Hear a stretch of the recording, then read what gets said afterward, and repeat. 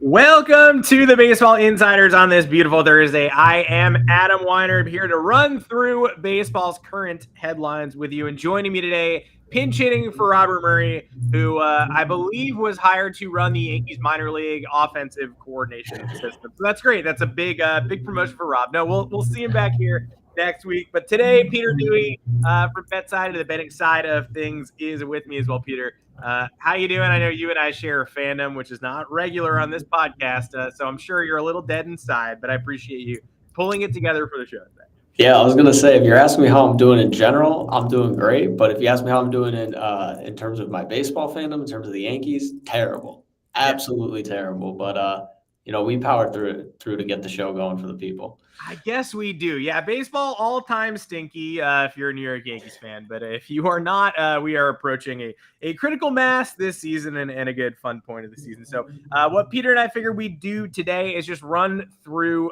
what's been going down between Monday's show and Thursday's show. Some obviously fertile topics of conversation. We won't do all Yankees talk, we promise you. But there was too much Yankees stuff floating in the ether for us to not touch on the pretty loud claims made this week by former Yankees minor leaguer Ben Ruta. So we'll start there. We'll also talk about the wild card races a little bit. I'll ask Peter to help me handicap them because they're getting tight. And one of the teams that's firmly in the AL wildcard race decided not to go with a closer after the deadline. So that's an interesting strategy, and we'll see if it works out for them when they are not playing the Kansas City Royals. Also, before we sign off, we will talk about the one thing that you have to talk about that's going on in the baseball world briefly. But obviously we don't want to, because why would you want to? But we'll mention it.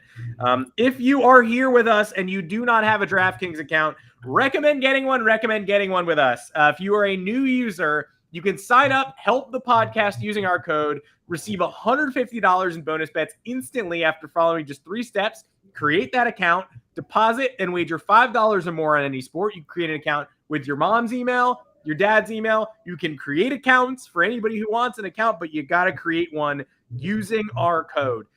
Whether your first wager wins or loses, spoiler alert, probably going to lose, you will still receive the $150 in bonus bets. I'm not calling you a loser. Gambling is a loser's game. Even the best gamblers fail a significant amount. Peter, stop me if I'm wrong. All you have to do is use the code Baseball Insider when you sign up. That code is Baseball Insider. It's on the screen.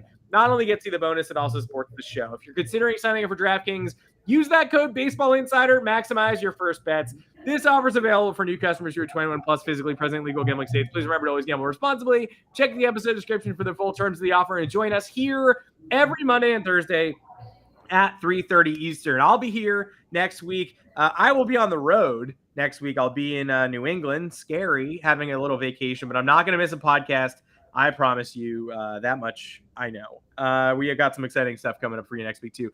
But I would consider it, Peter, exciting stuff for everyone who's not a fan of the New York Yankees to talk about the Yankees news from this week. The on-field team, terrible, and now recently retired minor leaguers claiming they do not teach baseball at the lower levels of the minors. So I guess we have to address that. Yeah, I mean, the thing is I saw these comments, and at first I was like, oh, it's a disgruntled former player. Yeah. And then the more you think about it, you're kind of like, I mean, it would make some sense considering every single top Yankees prospect outside of Gleyber Torres and Aaron Judge has flamed out within 2-3 seasons in the major leagues. So not the craziest thing to think about when, I mean, you look at what they've done post this analytics type of mindset that they've gone into, and you look at what their prospects have done. It's kind of crazy how poorly most, if not all of them, have panned out. The craziest stat, and I think the comment section is going to think I'm lying about this, but I promise you it's true. Obviously a burner. Eric Kratz has corroborated these comments. The man who made them initially, his name is Ben Ruta. He was an outfielder, and for reference's sake, broke out in 2018. Then Dylan Lawson's team overhauled the way the minor leagues approach teaching.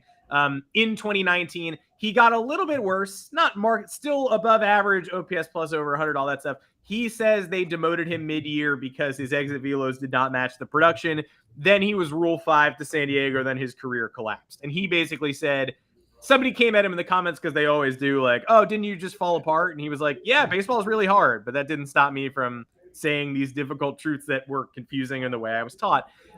This is the stat that I always cite that is truly insane. And if you are not like a Yankee fan and in it every day, you would not think this was true. Brian Cashman draftees, so not international free agents. And we're also not talking acquisitions like Gleyber Torres. Robinson Cano does not qualify. But Brian Cashman drafted and developed offensive players since his tenure began in 1998. How many over 10 WAR combined over the course of their careers? It can't be more than like 4 would be my guess. It is 2. It's Aaron Judge and it's Brett Gardner. How many over 5 WAR? I hope it's more than 5. I'll say 6, but I don't think it is. Still 2. Third place is Anthony Volpe. Thanks for playing. Dude, that is terrible. Wow. So Anthony Volpe's 2/3 of a season that have gotten him, 2.7 or 2.8 WAR is third place on that list. Slight caveat is Austin Jackson, also drafted by Brian Cashman, is right up there. He's got like 22, I think, but 0.0 of it came on the Major League Yankees. Yeah. That's crazy. I mean, like I said, though, it's not surprising when you look at the thing I always look at, Adam, when we talk about like the development of the minor leagues, and this doesn't fit as much as into that stat you said, but like when they blew up everything, they traded Aroldis Chapman, they traded Andrew Miller, and they traded Ivan Nova. They made all those deals. They brought in all those young guys, built the farm up. And at the time, it was 100% the right move. They had to make those moves. Look at how many guys from those teams, from those trades, where are any of them now? Outside of Gleyber Torres, where are any of these guys? And the issue is it wasn't they didn't have top prospects. I mean, Clint Frazier was a top 15 prospect in baseball when they traded for him, and they couldn't develop him. And at some point, I think there was a great article by CBS about the Yankees this week. I saw kind of detailing all the things that have gone wrong since 2017. And you look at all the teams in the bigs, the Braves are the number one, and how much homegrown talent they have. And it's why they're so successful year in and year out. But you look at the Yankees, and the issue is like they're not only not developing these guys, but they're either holding on to guys for too long and they lose all their value as well. They can't even move off of them because they're worth nothing. And it's just after a while, when it happens again and again and again, you have to look back and be like, there's something wrong with the process, because they're not like there's other organizations in baseball that are having guys miss, but they also have guys hit. For the Yankees, everything's a miss, which is it just shouldn't happen. The odds can't keep coming up like that. Yeah, the thing with so what Ruta is saying is that Dylan Lawson, his methods, he obviously made it sound as silly as possible, right? He's like, they play a game where you only get points if you walk or hit a 95-mile-an-hour exit velo liner. That's a hit. Anything other than 95 is not a hit. He says no base running, no moving runners, no fundamentals are taught. He also said he thinks they'll clean house after this year. And I'm not going to decline that because A, they have to do something, and B, Dylan Lawson is already gone. So Dylan Lawson was brought in to implement a system. He implemented the system. He was Brian Cashman's first ever mid-year firing. Is it a scapegoat? It feels like it on the surface, but if you think about if what this man is saying, and so many of these things need to be changed or at least balanced at the minor league level, and the person who implemented them is gone, then maybe it's less of a scapegoat, more of a widespread, we have to solve this and root it out. The rebuttal, Lance Brazdowski, a former drive line guy, a marquee analyst, and it has to be said, the Yankees are one of the best programs at creating exactly these things. They're in the bottom 10 in, I got to pull up the tweet, but it's like they are exit velocity kings, right? Like they have found a way from low single A to triple A to produce exactly what they're looking to produce. And that's, that's okay. Third in 90th percentile exit velo, first in expected WOBA in the minors, bottom 10 in chase rate. All of those are positives, but those positives are not translating to the major league level. So if they are teaching those and zeroing in on those things, I read an essay right before this show that basically was like, obviously exit velocity is good to emphasize. Obviously what the Yankees are teaching, those are the things that make successful major league hitters successful. But it's like standardized testing. When you key in on one element and remove other potential paths to success and start teaching to the test. Like, you're teaching to get exit velocity, but you forgot about creating baseball players. You're teaching to a standardized test, but then people pass the test and overall slip in terms of grades. And that's the reason that we've de-emphasized that in the education system over the years. That's the trap the Yankees are falling into, because these people are swinging so hard in the minor league levels to pass their exit velo tests. They get to AAA breaking balls and big league breaking balls. They're swinging from their heels. They're not moving runners over, and they're not balancing it with the fundamentals of the game. So I'm an outsider. I'm not in the locker room, but Ben Ruta said that it had a negative mental health effect on him to be so heavily focused on building these underlying numbers without focusing on the tenets of the game he knows. I'm not the one saying it. He is. And analytics are here to stay. They are analytics are the game of baseball. You can't divorce them from one another at this point. But the people who implement them in the Yankee system seem to be overhearing what's going on elsewhere, but without the conclusion part where like they figure out how to implement it or get it right or paint the whole picture.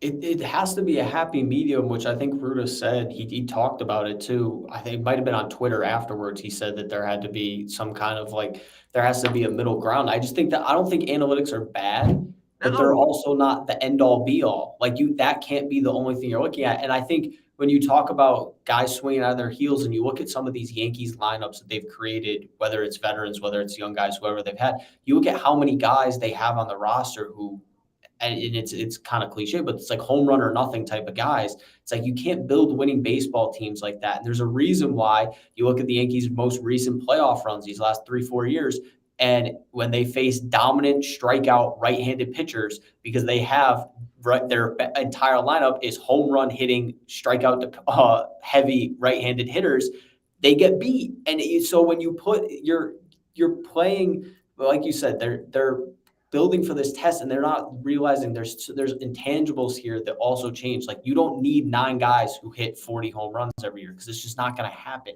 You need other guys who can do other things in the lineup. You have to have some balance in there. And I think there's plenty of guys you can look at in Major League Baseball right now. Luis Arias is the first one that comes to mind, because he's obviously having a great season, where he isn't an exit velocity king, but he gets the job done for what you need. He's going to hit over 300. He's going to put the ball in play. He's going to move runners over when you need to move runners over. And at the end of the day, the game of baseball hasn't changed. As much as people want to say, there's the new rule changes and the home run is more often, but the whole concept of baseball has not changed. The concept is to score runs. You don't have to only score runs by hitting home runs. You don't only have to score home runs by hitting doubles. There's plenty of different ways you can score runs. And I think the Yankees have to realize they have to come back to a middle ground of, we're going to play the game of baseball and we're going to use the analytics to make us smarter, but we're not going to just be like, this is the doctrine and this is what we're going to live by. And I think the one good thing about this season is maybe that does change this thinking, is it's finally kind of come down and collapsed on them where, yeah, things have gone wrong and you have to change something if you finish in last place. Yeah, Justin in the comments is right. Like, homers are tremendously important. And when you get to the postseason, the teams that can homer more often are going to run into one against great pitching, are more likely to win a game. That said, look at recent champions with Adam Eaton and Howie Kendrick. There are guys who don't hit 40 homers, but hit 15 to 20 and can punish somebody's mistake, but get on base as well. It's an underprized statistic. You need to slug to win a World Series. But what you don't need to do is be 8 of the same righty slugger like the Yankees currently are. That's where the arrogance seeps in. Like, the fact that there aren't lefties by design in this lineup is so absurd. Charlie Morton last night Charlie Morton has dominated this team since 2020. So you could basically just look at a Charlie Morton start and be like, that's the problem with the Yankees. Since 2017, actually, when he just fed them curveballs and closed out the ALCS. But Charlie Morton looks at the Yankees lineup and goes, this is about to be really easy for me. I know how to solve this. Like, I'm a smart pitcher. I don't even need to change my game plan midstream. I can start in the first inning, walk out at the end of the 7th inning. I know exactly what I did. Yeah, Justin, again, home runs win you series, but not just a lineup of 9 righties who grip it and rip it from the heels and are, on an off day could just be carved up by an ace. That's all I mean. You're 100% right. You got guys. Yeah.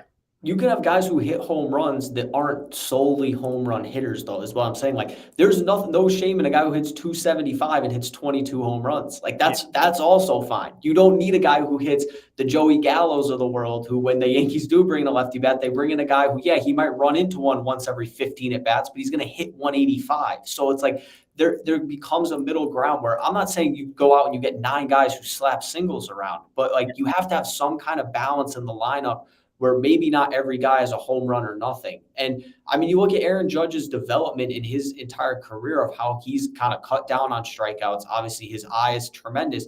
And like, but you look at Aaron Judge isn't just a home run hitter. He gets a ton of base hits. And so it's like when you add that aspect in, where like, you look at their lineup now, like Stanton, unfortunately, this year has been basically like home run or nothing. Josh Donaldson, his entire Yankees tenure, home run or nothing. When you have those type of guys, it's very hard when you face good pitching where they can tunnel certain parts of the lineup where it's like these 3 guys are like a strikeout or a weak pop-up or a weak ground ball, because if they're not hitting home run, they're not getting on base. And that's a problem. Yeah, next year's going to be bad. Next year's going to be terrible. Next year's going to be bad. We'll stop talking Yankees, but I mean, they are probably going to finish below 500 this year, or at least come really close. This is the latest in a season they've ever been at 500 or below since 95. Certainly sucked. So people online want to tell you it doesn't suck to be a fan of that, but obviously it's quite unpleasant. Would you rather never finish below 500 for 31 years ever, and everybody hates you and they rub it in your face when you finally do, or finish below 500 a couple times, write a couple seasons off, people get off your back, you get a better draft pick? I honestly envy the Red Sox. I make no secret of that. Sometimes they're just straight up dreadful. They finish in last place, and then they are able to rebound and win the World Series with the talent they accrue, with the money they saved, etc. I actually I'm not proud of never finishing under 500. I would be totally fine if the Yankees had let me, hey, Adam, why don't you take 2014 off? We're going to finish 70 and 92. Enjoy your summer. I'll take that, but I don't know how you feel.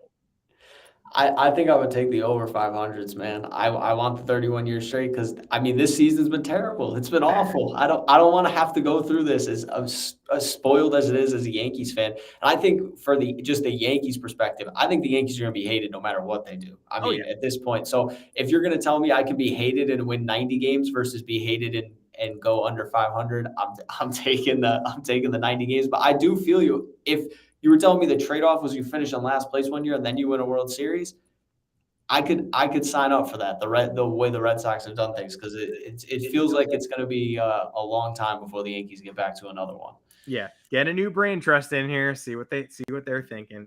Justin is right. Justin asked about Kyle Tucker earlier in the chat too, about possibly getting to free agency. He's the guy, man. For me, he's a dream Yankees target. He's a right fielder now, but by the time he's in New York, he could be a left fielder. Aaron Judge could be a DH first baseman. Like, I just don't know what Aaron Judge is going to be in 2025, 26 in that offseason. The Astros, I was more confident in Kyle Tucker hitting free agency when they still had Drew Gilbert and Ryan Clifford in their minor league system before they traded him to the Mets. But Chas McCormick, Jake Myers, Corey Julks, Jordan, there's plenty of outfield talent in there in Houston. Dubon, they could also sign somebody. The Astros love to recruit talent. My eyes are on Kyle Tucker for sure in free agency. I agree with you, Justin. I do not think he extends. Yeah, I could see him. He could be kind of the guy that let his free agent class kind of reset the market potentially, depending upon especially if he keeps up. I mean, he's been terrific this year, so I could see that. Houston's weird too, because obviously they let Correa walk. They had no problem with letting Verlander walk before getting him back either. So they're not like guaranteed to bring these guys back. They obviously, because they developed a bunch of guys that play very well, they're very comfortable with kind of saying, hey, like, we're happy with what we have. We'll see where we go. I mean, they let Correa walk and they won the World Series. So clearly they know what they're doing. So I think if he comes out of their price range, I wouldn't be shocked if they are comfortable letting him enter free agency. Let's go ahead and handicap the wild card race a little bit, which is where the Astros find themselves. It has not stopped them from probably being the World Series favorite to come out of the American League for a lot of people. You look at that bracket and you're like, oh, the Orioles, we love them, but are we sure? Like, Rays, like, you just keep sending the Astros past people until they're accidentally in the World Series. But they are in the wild card race at this point in time. The AL and NL are both extremely exciting at this point for me, which we're lucky. The division race is kind of a snooze, but the AL and NL wild card race is very exciting. The AL, it's pretty much that final spot, I believe, in the Rays and Astros.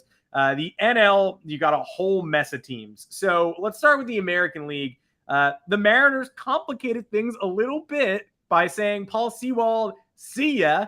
And they ended up with 4 straight games across 2 series where they blow an 8-5 lead in a win on Tuesday, 6-5 ninth inning comeback blown on Monday, 2 last inning losses to the Orioles in extra innings.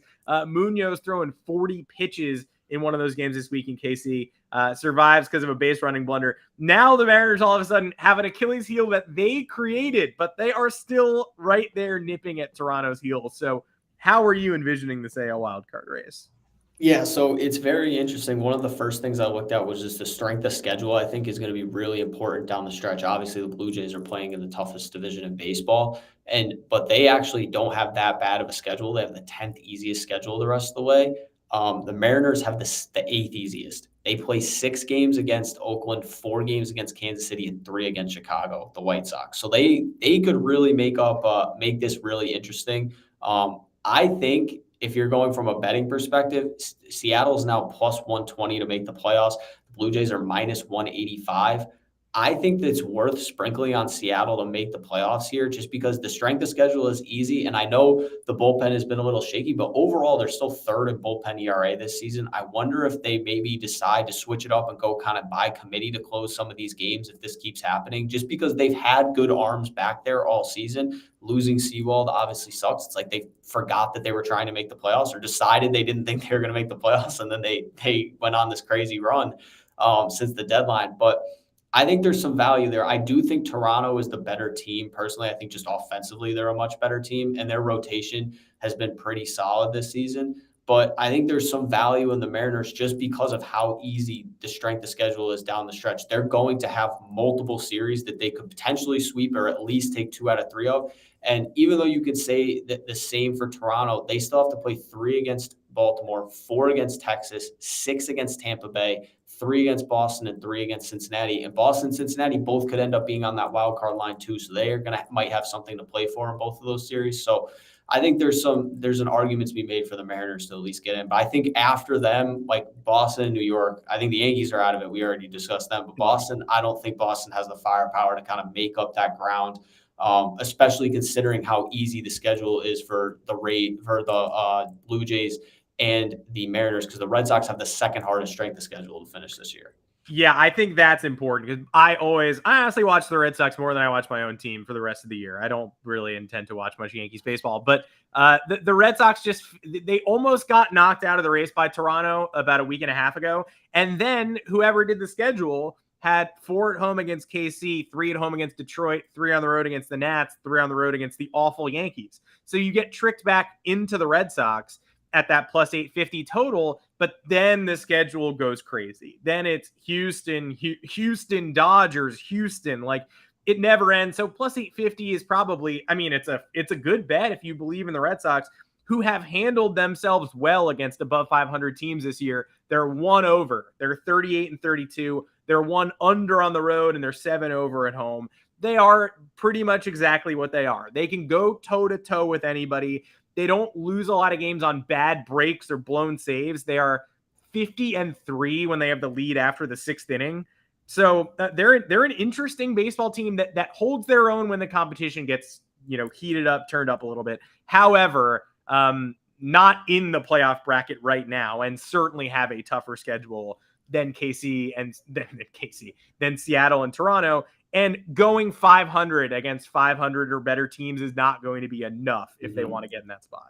That's the issue for Boston is if they were only trailing 1 team, there would be so much more of a chance. But like they need both Seattle and Toronto to play kind of bad against bad teams. Like both those teams, I see Justin kind of pointed out in the chat. Like Toronto ends the season with 6 against the Yankees and 6 against Tampa Bay.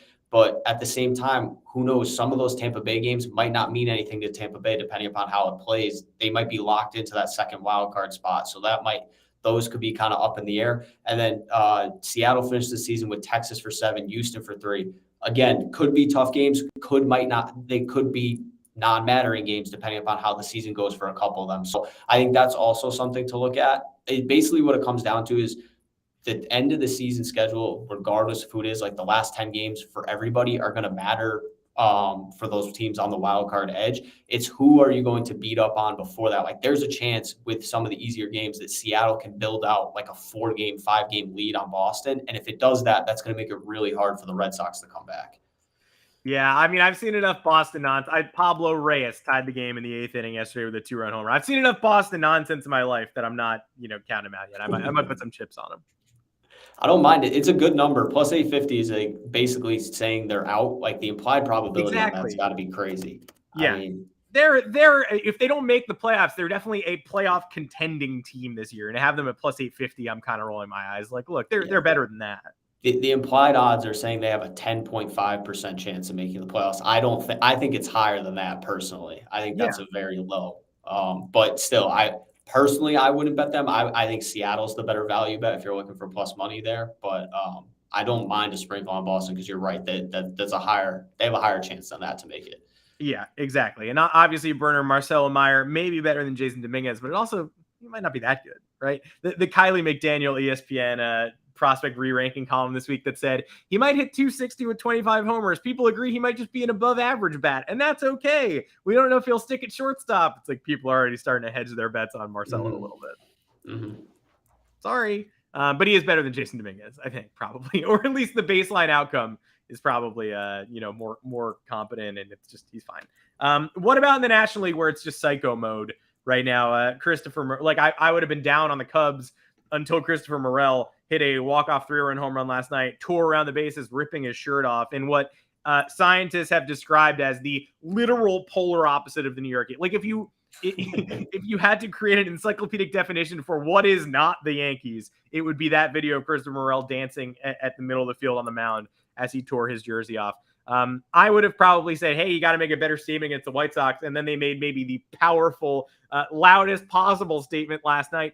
This wild card race is kind of a mess. The Phillies have distinguished themselves. My Diamondbacks are falling out of that bottom spot. But other than that, I have no idea how to make hay of this. Yeah, so the way I look at this, the two teams I think are definitely going to get a spot. Obviously, Philly, they just have a big enough lead at this point. They just kind of got to play 500 ball, maybe a little bit better, and they should be fine. Yeah. I think the Cubs are going to be in for a couple reasons. One, they have the 4th easiest strength of schedule to finish the season. They have 3 against the Braves. They also have 6 against the Brewers, which could be sneaky. They could take the division. So I think that's the other thing. If you're going to look to bet on the Cubs, they're minus 125 to make the playoffs. They might win the division. I'm not saying they're going to, but it's still in the cards for them. Like Philly's probably has no chance to win the division. The Braves are up by too much. Like there's a path for the Cubs to still win the division. And then the other thing I think that helps the Cubs is that San Francisco and Miami have the 5th and 6th hardest schedules to end the season. So they have a lot of tough games they're going to have to play. And I don't know about you, but I don't believe in this Reds team just because they've been so up and down. Like, I think they've overachieved this season for what everybody expected, but yeah, they might win 6 games in a row and I'll be like, wow, they won 6 games in a row. They could also lose 10 in a row and I wouldn't be surprised. That's just how the second half of the season has kind of gone for them. Ever since they took the division lead, they've been here, they've been there. It's just way too hard to figure out. So I personally don't think they're going to make the playoffs. I would probably lean it ends up Philly, Chicago, San Francisco, but I do love the Marlins rotation. I think they might be able to pitch themselves in. It's just going to be a question of can their bats give them enough to win enough of these games to end the season? They do have a tough schedule, but I'd go Philly, Cubs guarantee I think are in, and then I think that the Giants get that last spot. I'm with you on the Reds. I think we maybe have already seen the best of the Reds, and for people who are a lot of people were Ellie De La Cruz watchers in July because they were like, I can't get enough of this guy. And if you did that, then you've seen a little bit of an expected downturn as people adjusted. I'm a Matt McClain truther. I think that is an incredible ball player. And I'm excited to see what comes of him in the years to come. The Reds are going to be a trendy NL Central pick next year, but I think this year, I'm not sure about them either. I hope what I need, I've got a very fun October ahead of me. I know that's counterintuitive considering I root for the least interesting team in baseball. But if the Phillies are able to keep that wild card spot, keep that number 1 wild card spot, I think I'm going to be able to give you all some reports from the scene. I think I'll be in the clubhouse and in the box for those Philly home games. So hashtag get Philly to host wild card with number 4 seed. Get that easy to say hashtag trending to be very helpful for me. I think the Giants are stability. I think the Giants scream stability to me, but I think Philly is the best team of all the teams that we're discussing here. Chicago is the most electric, and it comes down to Miami's pitchers or San Francisco's steady offense. I feel like we maybe have already seen the best of San Fran too. They kind of fall into the Cincinnati bucket for me, unless Wade Meckler can reinvigorate them after being promoted and hitting like 390 at every level, like somebody I've almost never thought about. It's like, by the way, there's another guy who hits 390 getting called up. It's like, oh, cool. But I'm inclined to say the 3 teams currently, I think the Giants might be able to hold off the Marlins, but that is my 1, 2, 3, 4. Yeah, the 1.5 game lead definitely helps the Giants just because they have a little bit of a margin of error for now. I do wonder the Cubs. I saw the Stroman today. He has a cracked rib, so he's out probably at least till the end of the month. That hurts them a little bit. Obviously, he's been probably their best pitcher outside of Justin Steele this season. But I really think the Cubs are a team I would not want to face in the playoffs just because, like you said, they are electric right now. Their bats have been crazy since the All-Star break. And I think I want Miami to make the playoffs because I do think that rotation is just very, very fun. All of those young arms. I don't know if they're going to hit enough. It's just so tough down the stretch, and they have some really tough games. Like they play 6 against the Dodgers, 3 against Atlanta, 2 against Tampa Bay, 3 against Philly, and 7 against Milwaukee. I just don't know if they can get enough offense to win enough of those games where they surpass the Giants, who already have a head start at this 1.5 lead right now. Agreed. Well, as the captain of this podcast for today, you know what? Obviously, a burner's right. Tampa saying in the comments, Tampa going through it. I don't think we're going to talk about that thing. I'm going to just I run this show today. I mean, producer Joanne runs this show, but then once the show goes live, I'm running this show today, and I'm just not going to talk about it. It's horrific. We don't really have anything unique to add. It's horrific either way. And the baseball world has to keep an eye on it because it's happening in the baseball world. But I don't think you and I have any unique commentary on this. No, I mean, you said it. It's horrible. It's horrible. The fact that we even have to think about talking it shouldn't have to, that shouldn't ever be a conversation we should have to have. So I'm glad let's not have it then.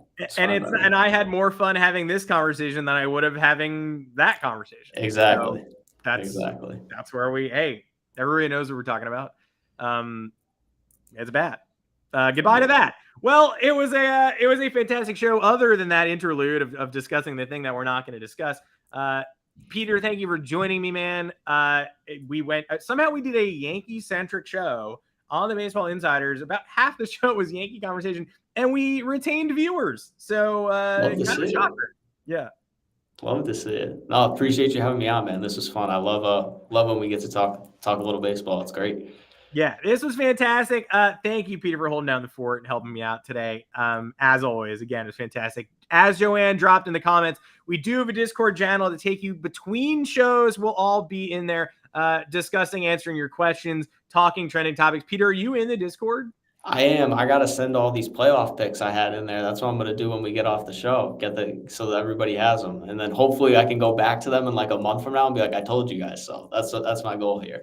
Yeah, pop them in the betting channel in the Discord channel. That's a great place to be if you're not in there yet. Just become a member on the YouTube channel with us, 99 cents a month. And as the playoffs heat up, plenty of content for you there between shows. As the offseason goes nuts, it's the first place you'll have access to rumors that Robert and I and the crew will later discuss on this live stream. So we'd love to see you join us there to get the conversation flowing. Again, DraftKings is the fuel for this podcast. The promo code is Baseball Insider, not Insiders, Insider. Because when you really think about it, Robert is the baseball insider. I'm just like the dude. So Baseball Insider is the code. Again, I'm a baseball man. I'm not an insider. I know what he tells me, and I make stuff up. I don't know if the Yankees teach baseball in the minor leagues or not, but I'm going to talk about it because somebody told me about it.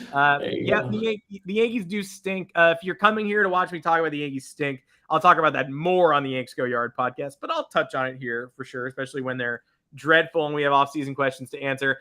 That's pretty much it. We will see you back here again next Monday, every Monday, Thursday, 3:30 Eastern. Would love if you show us some love on the YouTube channel. Like, subscribe, all that good stuff that you've been sick of influencers saying since 2008. If you're not subscribed yet on a podcast feed, we're on all the good ones and some of the bad ones. What are the bad podcast feeds? That's for you to decide, but we're on them all, so can't miss us. Would love if you'd show us some love there as well. Man, I was really hoping to eat, Peter, gonna be honest, I was hoping to eat sushi after this podcast. It's like 4:00. I don't think it's time for me to do that yet. Yeah, no, you gotta wait for that. You gotta wait a little bit longer for some sushi. 4 o'clock sushi stuff. 4:00's rough. It's not the time when a meal is consumed. But you know what? I'll be unhangry by the end of the night. Feel free to hit me up on Twitter or X if you call it that, at Adam Weiner. Peter is Peter Dewey too. And while we sign off, obviously a burner, I'll give you a peek at the specs. I'll see you all next week from a new location. We'll be on the Cape, on Cape Cod in enemy territory, enjoying some beach time, but still taking time out to talk baseball. Until then, thanks everybody for joining us. Hell of a show. We'll see you next week.